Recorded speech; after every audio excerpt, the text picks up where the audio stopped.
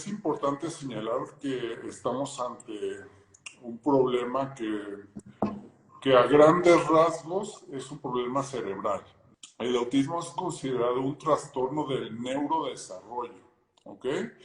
En el cual, ¿qué se ven afectadas a grandes rasgos? Se ven afectadas rasgos en la interacción social principalmente, pero también del entorno del niño. Rasgos que se ven afectados en la parte de la comunicación, tanto la comunicación verbal que tienen estos niños como la comunicación no verbal que tienen, y sobre todo cuestiones del comportamiento. Entonces, por eso el autismo es como un síndrome, un trastorno muy complejo, pero todos estos signos y síntomas que les voy a platicar van a encontrar que van a haber síntomas psiquiátricos, síntomas neurológicos, síntomas sensoriales, síntomas que abarcan una gran gama de condiciones que afectan al niño. ¿Qué tan común es el autismo? Pues es muy común, o sea, hay diferentes estudios nacionales, por ejemplo, en México se menciona que 1 de cada 150 niños padecen autismo. También es una realidad que esto ha cambiado con el tiempo, o sea, yo creo que en las últimas décadas pasadas, pues no se hablaba tanto del tema, ¿no? O se dejaba mucho de lado, pero actualmente ya hay un acercamiento a este trastorno y cada vez es más común escuchar o conocer de alguien que tiene autismo. Y bueno, pues la manera en que la podemos ayudar, pues es muy importante porque es muy difícil si no lo diagnosticamos a tiempo y si no sabemos cómo tratarlo, ¿no? Porque no cualquier profesional de la salud, pues fácilmente te maneja una persona que tiene autismo. Entonces, ¿es común? Sí, sí es muy común. Y hablando de autismo en sus grandes variantes o de este espectro autista, vamos a encontrar tres grandes variantes. Una, que es el autismo clásico, o sea, el autismo a secas. Otro que se llama, a grandes rasgos, es el síndrome de Asperger, que es muy conocido, muy famoso. Y otro que entra en este rasgo es los trastornos del desarrollo o trastornos generalizados del desarrollo que no son muy específicos, pero comparten muchos de los síntomas que vamos a ir hablando. El autismo clásico, pues sí se considera como una gravedad moderada a grave. El síndrome de Asperger, pues afortunadamente tienen una mejor funcionalidad, entonces la gravedad ahí podría ser de leve a moderada. Y dependiendo del otro, que es los trastornos generalizados del desarrollo, pues ahí sí podemos encontrar grandes variables en cuanto a la gravedad, desde leves hasta graves. ¿Qué causa el autismo? El primer factor es el factor hereditario o el factor genético. Hay estudios que señalan que personas que tienen, por ejemplo, un hijo que tiene autismo, tienen una alta probabilidad de que el segundo hijo también tenga autismo. Personas que tienen familiares de primer grado que tienen autismo, pues de alguna manera tienen ese genio, esa posibilidad de que en algún momento alguna generación tenga autismo. Entonces el factor genético hereditario es muy importante en este papel. Por otro lado, se menciona que la edad paterna o la edad materna avanzadas, más de 40 años, es un factor de riesgo, o sea, no es una regla de que tengo más de 40 años, mi niño va a tener autismo, pero sí aumentamos el riesgo para que exista esta posibilidad. Existen también otros factores relacionados, por ejemplo, al embarazo. Situaciones en cuanto que el embarazo puede tener complicaciones, infecciones, por ejemplo, una malnutrición durante el embarazo, por ejemplo, el uso de medicamentos durante el embarazo. Hay algo que se llama síndrome de alcoholismo fetal, que es cuando la mamá consume, por ejemplo, alcohol durante el embarazo. Todo esto predispone o aumenta los factores de riesgo para esto. Okay. Hay otras teorías que dicen, por ejemplo, que las intoxicaciones con plomo, con mercurio, favorecen la presencia de autismo, sobre todo en etapas tempranas de la infancia. Por eso aquí hay muchos papás que sí me gustaría mencionar esto, porque me ha tocado mucho en la consulta últimamente, que hay papás que evitan, por ejemplo, ponerles las vacunas a los niños. Y esto quiero mencionarlo porque no tendrían que hacer esto. Hay un metaanálisis muy importante que es muy reciente. El metaanálisis, digamos que es el nivel de evidencia más grande que tenemos los médicos para sustentar nuestra opinión y nuestras decisiones. Y ya se descartó que las vacunas generan autismo. Entonces, por favor, vacunen a sus hijos, es importantísimo que los vacunen. Entonces, las vacunas no generan autismo, es uno de los grandes mitos. ¿Qué es lo que sucede para que se imaginen cómo es el día a día de un niño que tiene autismo y lo que los papás empiezan a observar? Porque esto, digo, comienza en etapas muy tempranas. Por lo general, comienza a haber, por ejemplo, un retraso en el desarrollo como neurotípico, en lo esperado. Por ejemplo, ¿qué es lo esperado? Por ejemplo, que un niño camine a los 12 meses, ¿no? Eso es como el promedio, el estándar. Pues, ¿qué pasa muy seguido? Que los niños con autismo empiezan a caminar como al año y medio, año 4 o 5 meses. ¿Qué empieza a pasar? El lenguaje. O sea, lo normal es que el niño empiece a tener sus primeras palabras, sus primeras sílabas a los 8 meses, un año. Ah, no, pues estos niños como te comento, o no presentan el lenguaje o lo presentan muy retrasado casi a los 2 años y a comparación de sus padres esto se ve muy disminuido. Es muy difícil o muy aventurado para nosotros dar un diagnóstico así tan súbito de, 2 años, esto, autismo. Pero ¿qué vamos a observar en estos niños? O sea, signos muy clásicos o síntomas muy clásicos de autismo. Rehuyen estos niños el contacto físico. O sea, no les gusta para nada que los estén agarrando, que los abracen, que les demos besos, para nada. O sea, rehuyen el contacto físico, es algo característico. Otra cosa, el contacto visual. Por ejemplo, nosotros estamos teniendo una plática y es muy común que podamos hacer contacto visual y sigamos, digamos. Ellos no. Ellos no pueden mantenerlo o evitan por completo el contacto visual. Es algo muy importante. Prefieren tener actividades o hábitos solitarios. O sea, ellos disfrutan más estar haciendo sus cosas. Incluso en sus facies, en sus características o sus expresiones, no son como congruentes. O sea, podría estar el niño muy feliz y no lo demuestra. Podría estar muy triste y también es como si le da igual. Es muy difícil, por ejemplo, para ellos que puedan mantener una comunicación, que puedan seguir una plática. Entonces, a lo mejor empieza un poquito, pero de ahí se empieza a tergiversar y ya empieza a tener un diálogo muy circunstancial o algo que ya no es relacionado o congruente con el tema. Por ejemplo, en aquellos que tienen su lenguaje, pues los tonos de voz son como muy inusuales. Por ejemplo, pueden alzar mucho la voz y para ellos es completamente normal, o pueden estar murmurando apenas y para ellos es completamente normal. Entonces, los tonos de voz son importantes. Otras características, por ejemplo, son los comportamientos, los manerismos, las conductas que tienen. Por ejemplo, hay conductas que tienden a ser muy repetitivas. Hacen como una especie como de rituales, como si fueran estas personas como obsesivas compulsivas con su ritual. Ah, pues así. La frustración.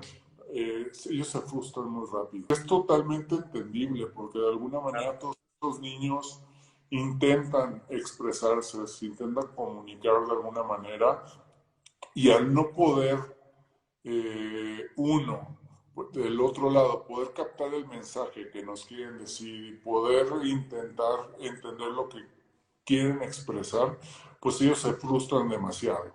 ¿Y qué trae como consecuencia esta frustración? Unas rabietas enormes, unos berrinches muy grandes, pero desproporcionados, o sea, que son muy difíciles de controlar. La hipersensibilidad. Ellos tienen una sensibilidad muy alta, por ejemplo, de los ruidos. No toleran para nada ruidos. Por ejemplo, mil casos de los pacientes que tengo, o sea, el ruido de la calle, pues les molesta. O sea, pasa una moto y hacen o sea, se espantan, pueden llorar demasiado.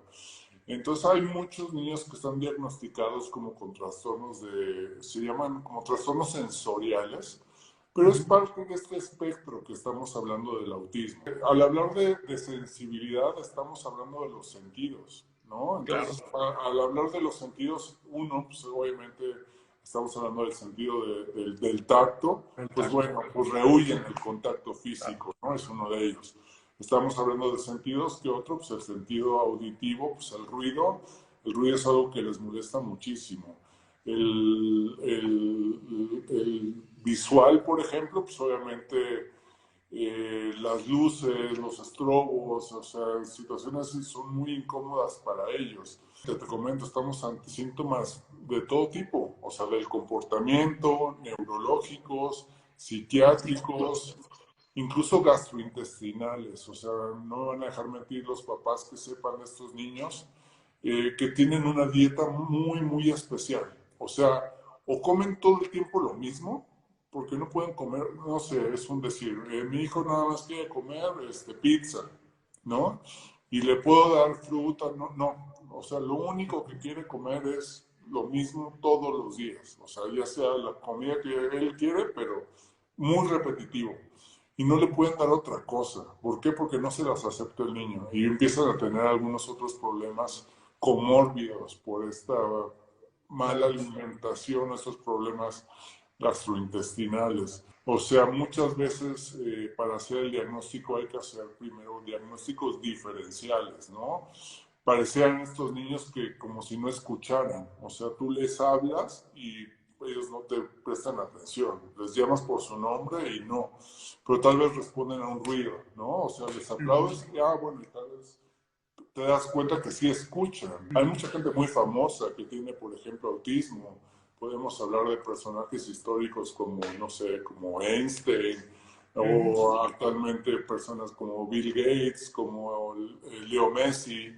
O sea, hay muchas personas que están conocidas que tienen autismo y son altamente funcionales. Incluso hay variables de este autismo que por ahí se llama síndrome de Savant, que es un 10% de todo el autismo, pero son personas que tienen incluso un coeficiente intelectual sumamente elevado, o sea, más elevado del promedio normal, y son una eminencia en áreas como de las matemáticas, en la creatividad, o en algunas otras cosas. Al decirte que este es un trastorno cerebral, tenemos que saber que no está funcionando de manera normal ese cerebro. Hay una falta, sí, en algunas sustancias, en algunas partes químicas, pero sobre todo hay áreas en el cerebro que no están recibiendo, digamos, actividad como debería de ser. O sea, el cerebro tiene la capacidad de producir diferentes ondas alfa, ondas delta, ondas gamma, beta. En las áreas frontales del cerebro está nuestra capacidad para tomar decisiones, del juicio, la memoria, el habla. O sea, todas estas cuestiones que se ven afectadas se ve porque no hay esa actividad que debería estar produciéndose en estas áreas. Yo les pongo una analogía mucho a los padres de familia.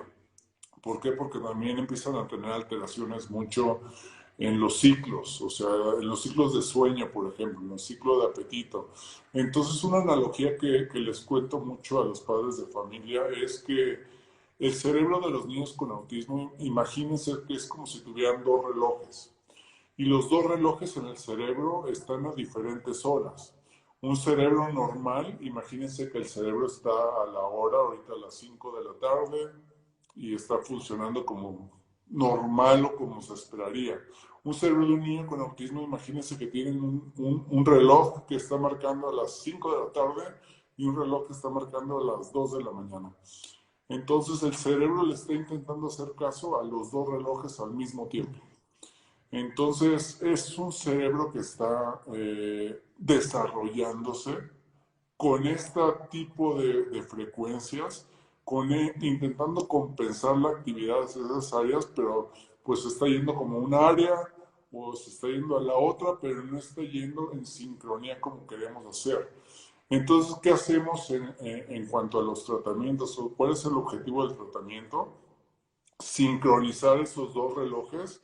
¿Para qué? Para que la actividad empiece a sincronizarse hacia donde tiene que ir, hacia las áreas que necesitamos trabajar. Entonces, hablando de tratamientos para tal como autismo, como tal, no hay como tal un tratamiento que cure el autismo. Entonces, ¿en dónde entra el CBD? El CBD es una herramienta tan útil, es un suplemento que nos funciona muchísimo, porque ya tiene de unos años para acá que vieron que el uso de los cannabinoides es una herramienta sumamente útil en este tipo de pacientes. Encontraron haber 5 o 6 grandes beneficios con el uso del CBD. En primer lugar, y pues de hecho es el motivo por el cual se empezó a usar el CBD en los niños, te comenté que los niños con autismo padecen algunos de convulsiones. Entonces suprime las convulsiones. Pero ¿qué vieron en los diferentes estudios grandes que han realizado en los niños? Los niños que utilizan CBD disminuye mucho la ansiedad social que tienen. El CBD lo que ayuda a hacer es recapturar oxitocina, vasopresina y otro cannabinoide que se llama anandamida. Entonces, al recapturar estos tres neurotransmisores, empieza a disminuir mucho la ansiedad social pues eso, ¿qué produce si tenemos niveles de oxitocina altos, niveles de vasopresina altos? Pues eso, ya podemos acercarnos un poco más, o sea, ya no rehuyen tanto ese contacto físico. O sea, una vez que empezamos el tratamiento, vamos a ir avanzando lentamente, pero de manera continua, o sea, ya no vamos a ir para atrás. Empieza a haber niveles bajos de ansiedad en general, disminuye mucho la irritabilidad o la agitación que llega a tener. Entonces, bueno, el CBD tiene esta propiedad por excelencia, que si para algo es bueno el CBD es para disminuir la ansiedad. Entonces a estos niños les favorece muchísimo para disminuir la ansiedad. Y por otro lado, ayuda mucho eso, a la relajación y a mejorar el sueño que tienen los niños. Pero si algo les puedo decir que he observado con el uso del CBD en estos pacientes, es que hemos podido reducir el uso de los psicofármacos gracias también al CBD. El CBD me ha ayudado muchísimo a poder ir disminuyendo tratamientos que antes tenían los niños. Y a veces a estos niños les dan como medicamentos estimulantes como los que se dan para el déficit de atención, para la hiperactividad, la risperidona que se da como antipsicótico. ¿Por qué? Porque el CBD tiene estas propiedades también. Mejoran el déficit de atención y la hiperactividad, mejoran los problemas del comportamiento y de conducta. Entonces algo que he visto mucho es de que, pues uno, comenzamos a reducirle la dosis a los medicamentos y llega el momento que incluso se los quitamos. Y creo que esto es algo que a los papás terminan encantados. Entonces, propiedades que tiene el CBD, hemos hablado mucho, pero tiene propiedades antidepresivas, antipsicóticas, ansiolíticas, para el déficit de atención, muchas de ellas como para la ansiedad que son excelentes y que están muy bien evidenciadas. Entonces, en el tiempo que estos niños empiezan a usar el CBD, podemos observar cambios muy benéficos y yo les podría decir que al mes y en un pico estos cambios se observan a los 3 meses de estar consumiendo el CBD. Entonces, por eso es importante ofrecer y tener esta herramienta que la tenemos ahí, que es un suplemento alimenticio y que les va muy bien. Y la dosis que vamos a ir necesitando va a ir acorde a la gravedad que mencionaste en el principio. Podemos empezar con dosis bajas, con toda confianza, con toda seguridad. Dosis bajas yo me refiero 25 a 50 miligramos al día. Una dosis intermedia hasta 100 miligramos al día para comenzar. Y una dosis alta hasta 200 miligramos al día para comenzar. Son dosis efectivas, seguras y bien toleradas. El CBD se utiliza en cualquier persona en general. O sea, ya sean personas que tengan el diagnóstico como tal de autismo o en otras que tienen, a lo mejor no tienen el diagnóstico, pero de la lista de los síntomas que hablamos, pues no sé, a lo mejor tienen la irritabilidad o tienen los problemas de sueño o tienen problemas de cualquier tipo de la lista. Háganse ustedes más bien la pregunta, ¿para qué quiero darle el CBD a esta persona? Y acorde a esa pregunta vamos a ver cuál es la dosis que necesito. El CBD está tolerado y recomendado en cualquier persona. Entonces, al igual que los niños, los adultos mayores, empezamos con dosis menores que, digamos, una persona promedio adulta. Entonces, no hay ningún problema. Tanto un niño como un adulto mayor pueden utilizar casi la misma dosis.